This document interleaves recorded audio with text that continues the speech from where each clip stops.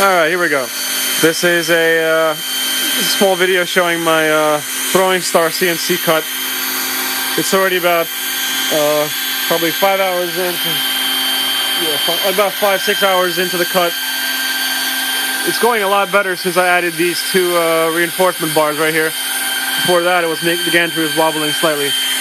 You can see my fail attempt 1 and 2. On this one,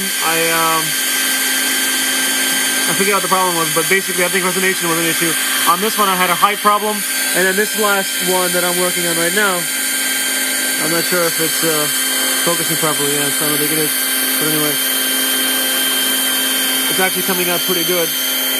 There's a little surface finish problem because